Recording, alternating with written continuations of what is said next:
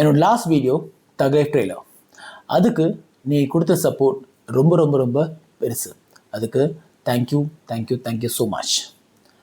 So hi every one, welcome to Madras voice.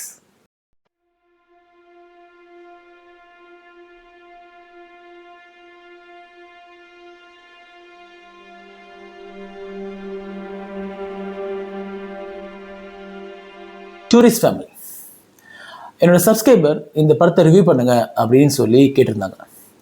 So ரீசெண்டாக தான் அந்த படத்தை பார்த்தேன். ஸோ ரிலீஸ் ஆன டைமில் என்னால் அந்த படத்தை பார்க்க முடியல. ஸோ ரொம்ப யோசித்தேன், சரி இந்த ட்ரெயிலர் போடணுமா, ஏன்னா படம் ரிலீஸாக ரொம்ப நாள் ஆகிடுச்சு. ஆல்ரெடி நிறைய பேர் வந்து இந்த படத்தை ஃபுல்லாக ரிவ்யூ போட்டு ஆராய்ஞ்சு முடிச்சிருப்பாங்க.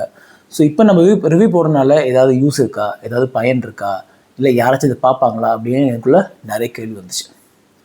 அப்போ ஒரு விஷயம் தோணுச்சு, படம் வந்து ஓடிடியில் இன்னும் ரிலீஸ் ஆகலை. ஸோ ஓடிடியில் பார்க்குறதுக்கு அப்படின்னு சொல்லிட்டு ஒரு மிகப்பெரிய ஒரு கூட்டம் கண்டிப்பாக இந்த படத்துக்காக வெயிட் பண்ணிட்டு இருப்பாங்க. ஏன்னா இந்த படத்துக்கு நிறைய பாசிட்டிவ் ரிவ்யூஸ். ஸோ சந்தோஷமாக ஜாலியாக பார்க்கறதுக்கு ஒரு பெரிய ஒரு கூட்டம் கண்டிப்பாக இருக்கும். ஸோ அவங்களுக்காக இந்த வீடியோ போடணும் அப்படின்னு தோணுச்சு. ஏன்னா ஒரு படத்துக்கு நம்ம ஒரு 2.5 மணி நேரம் இல்லை ஒரு 3 மணி நேரம் ஸ்பெண்ட் பண்ணுறோம். அது ஓடிடியாக இருக்கலாம், இல்லை தியேட்டராக இருக்கலாம். பட் நம்ம லைஃப்பில் ஒரு மிகப்பெரிய ஒரு விஷயத்தை நம்ம கொடுக்குறோம், டைம். ஸோ ஓடிடின்னு வச்சுங்களேன். ஸோ நம்ம வீட்டில் டிவி பார்க்குறோம், இல்லைனா வீட்டில் மொபைலில் பார்க்குறோம், இல்லை லேப்பில் பார்க்குறோம். அப்படியானா கூட 3 மணி நேரம் சும்மா ஒரு படத்துக்கு நம்ம கொடுக்கணுமா அப்படிங்கிறது மிகப்பெரிய ஒரு கேள்வி. ஏன்னா ஒவ்வொரு படமும் நமக்குள்ளே ஏதோ ஒரு விஷயத்தை விட்டு போகும். அது சந்தோஷமாக இருக்கலாம், வருத்தமாக இருக்கலாம், எதுவாக வேணால் இருக்கலாம். ஒரு சீல் நமக்குள்ளே கண்டிப்பாக அது பதிஞ்சிட்டா வெளில போகும். சம்டைம்ஸ் சம் மூவிஸ் பார்க்கும்போது நம்ம ஒரு ஹேங் ஓவர் போகணும் அப்படிங்கிறதுக்காக நம்ம வந்து ஏதாச்சும் மூவி பார்ப்போம். அப்படி இல்லைன்னா அந்த தாட் மேபி 2-3 டேஸ் நம்ம மைண்ட்குள்ளே ஓடிட்டுருப்போம். அப்படிலாம் நம்மளுக்கு நிறைய நடக்கும்ல. ஸோ அதெல்லாம் ஏன் அப்படின்னு சொன்னால், நான் சொன்ன இந்த பர்டிகுலர் சீல் தான். அந்த மூவி நமக்குள்ளே ஏதோ ஒரு விஷயத்தை விட்டு போகுது. எனக்கு தெரிஞ்சு லைஃப்பில் நான் வந்து ஒரு ஹை கான்சன்ட்ரேஷனாக ஒரு வேலை பண்ணுறேன் அப்படின்னா அது வந்து சினிமா பார்க்குறது மட்டும்தான். இதை கண்டிப்பாக நிறைய பேர் ஏற்றுப்பீங்க.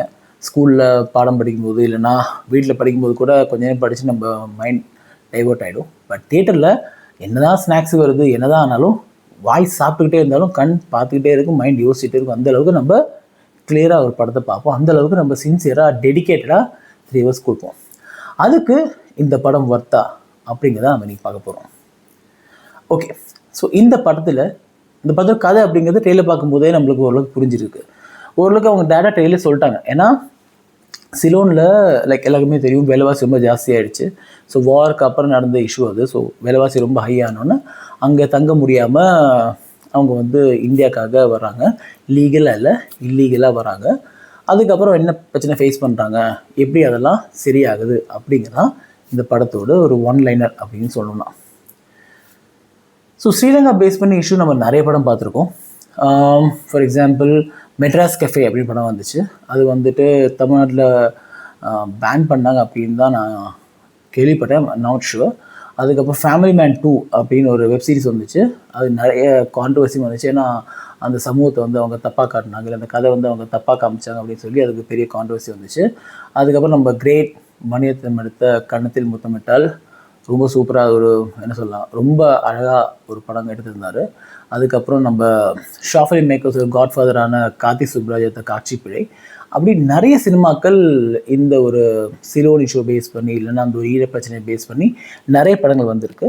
ஸோ அதில் எல்லாமே ஒரு காமன் ஃபேக்டர் என்ன அப்படின்னு பார்த்தோம்னா, அவங்க வலி, அவங்க பெயின், அவங்க வருத்தம் எல்லாமே இந்த படத்தில் பேசப்பட்டிருக்கு.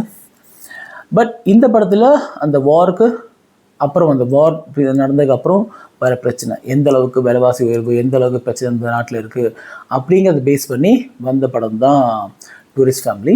பட் மற்ற படங்களுக்கும் இந்த படங்களுக்கும் இருக்கிற ஒரு மிகப்பெரிய டிஃப்ரென்ஸ் என்ன அப்படின்னா, இந்த படமும் ஆழமான ஒரு வலியை, ஆழமான ஒரு கருத்தை சொல்லியிருக்கு. ஆனால் ஒரு நகைச்சுவையோட, ஒரு புன்னகையோட, ஒரு நம்ம தலைவர் சொல்கிற மாதிரி லவ்வோட அது வந்து சொல்லியிருக்கு. அது வந்து ஒரு மிகப்பெரிய பாராட்டுக்கு ஒரு விஷயம். நம்ம வந்து ரொம்ப வருத்தப்பட வச்சோ, நம்மளை ரொம்ப அப்படிலாம் பண்ணாமல் ஒரு லைட்டர் நோட்டில் ஒரு ஸ்ட்ராங்கான செய்தி இந்த படம் சொல்லியிருக்கு அப்படின்னு தான் பார்க்க முடியும். ஸோ அந்த விதத்தில் இந்த படம் வந்து ஜஸ்டிஃபை பண்ணியிருக்கு. ஓகேவா? ஸோ அதில் மாற்ற கருத்தே இல்லை. It's a very good movie. ஃபேமிலியாக பார்க்கலாம். எந்த விதமான ஒரு தப்பான விஷயமோ, ஒரு கிளாமர் சீன்ஸோ எதுவுமே இல்லை. ரொம்ப நீட்டாக ஃபேமிலியாக சந்தோஷமாக ஜாலியாக இந்த படத்தை பார்க்கலாம். இந்த படத்தில் ஒரு முக்கியமான ஒன்லைனாக சொல்லணும், அதில் ஒரு உள்ளுக்குள்ளே போய் கதை சொல்லணும்னா, லவ்னால் பாசத்தால் எதை வேணால் அந்த உலகத்தை மாற்ற முடியும். ஸோ பாசம்தான் அடிப்படை.